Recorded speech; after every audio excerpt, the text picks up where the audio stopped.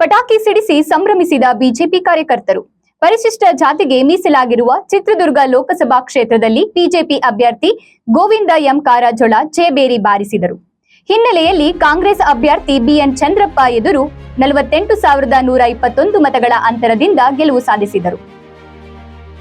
Govinda M Karjol ಇಂದು ಲೋಕಸಭಾ ಚುನಾವಣೆಯಲ್ಲಿ ಜಯಗಳಿಸಿದ ಹಿನ್ನೆಲೆಯಲ್ಲಿ ಚಳ್ಳಕೆರೆ ನಗರದ ವಾಲ್ಮೀಕಿ ವೃತ್ತದಲ್ಲಿ ಬಿಜೆಪಿ ಹಾಗೂ ಜೆಡಿಎಸ್ ಮುಖಂಡರು ಕಾರ್ಯಕರ್ತರು ಪಟಾಕಿ ಸಿಡಿಸಿ ಸಿಹಿ ಹಂಚಿ ಸಂಭ್ರಮ ಆಚರಣೆ ಮಾಡಿದರು.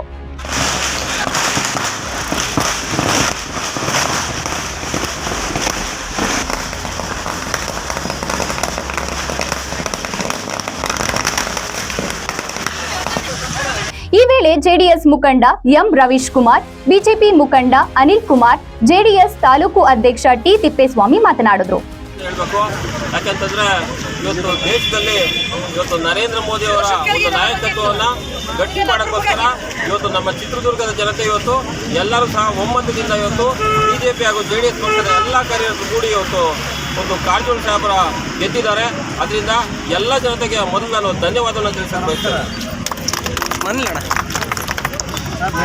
ಚಿತ್ರದುರ್ಗ ಲೋಕಸಭಾ ಕ್ಷೇತ್ರ ನರೇಂದ್ರ ಮೋದಿ ಅವರು ಈ ಬಲಪಡಿಸಲಿಕ್ಕೋಸ್ಕರ ಏನೆಲ್ಲ ನಾವು ಬಿಜೆಪಿನವರು ಜಾತ್ಯತೀತ ಜನತಾದಳವರು ಒಟ್ಟಿಗೆ ಕೆಲಸ ಮಾಡಿದ್ವಿ, ಅದು ಫಲ ನೀಡಿದೆ. ಇವತ್ತು ನರೇಂದ್ರ ಮೋದಿ ಅವರು ಮುಂದೆ ಇನ್ನೊಂದು 2-3 ದಿವಸದಲ್ಲಿ ಮತ್ತೆ 3ನೇ ಬಾರಿಗೆ ಪ್ರಧಾನಿಯಾಗಿ ಅಧಿಕಾರ ವಹಿಸ್ತಾರೆ.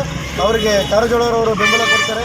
ಎಲ್ಲ ಬೆಂಬಲವನ್ನು ನೀಡಿದಂತಹ ನಮ್ಮ ಚಳ್ಳಕೆರೆ ಜನತೆಗೆ ಕೈ ಮುಗಿದು ಅವರಿಗೆ ನಮಸ್ಕಾರ ಮಾಡ್ತಾರೆ. ಕಾರಜೋಳ ಸಾಹೇಬರು ಇವತ್ತು ನಮಗೆಲ್ಲ ನಮ್ಮ ಜಾತ್ಯತೀತ ಜನತಾದಳ ಮತ್ತು ನಮ್ಮ ಏನು ಭಾರತೀಯ ಇವತ್ತು ಬಿಜೆಪಿ ಪಕ್ಷದ ಎಲ್ಲ ಮುಖಂಡರುಗಳು, ನಮ್ಮ ತಾಲೂಕು ಜೆಡಿಎಸ್ ಎಲ್ಲ ಮುಖಂಡರುಗಳು, ತಾಲೂಕಾದ್ಯಂತ ಮತ್ತು ಜಿಲ್ಲೆಯಾದ್ಯಂತ ಎಲ್ಲ ಜೆಡಿಎಸ್ನವರು ಬಿಜೆಪಿಯವರು ಅತಿ ಹೆಚ್ಚಿನದಾಗಿ ಇವತ್ತು ನಮ್ಮ ಪಕ್ಷಕ್ಕೆ ಎಲ್ಲರೂ ಶ್ರಮಪಟ್ಟು ಇವತ್ತು ಕೆಲಸ ಮಾಡಿದ್ದೀವಿ.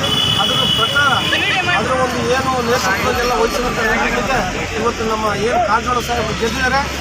ಗೆದ್ದು ಇವತ್ತು ನರೇಂದ್ರ ಮೋದಿ ಅವರ 3ನೇ ಬಾರಿ ಇವತ್ತು ಪ್ರೈಮ್ ಮಿನಿಸ್ಟರ್ಗೆ ಎಲ್ಲ ಸಪೋರ್ಟ್ ಮಾಡಲಿಕ್ಕೆ ಇಡೀ ಎಂಟೈರ್ ನಮ್ಮ ಇಂಡಿಯಾ ಇವತ್ತು ಮುಂದೆ ನುಗ್ಗಿ ಬರ್ತೈತೆ.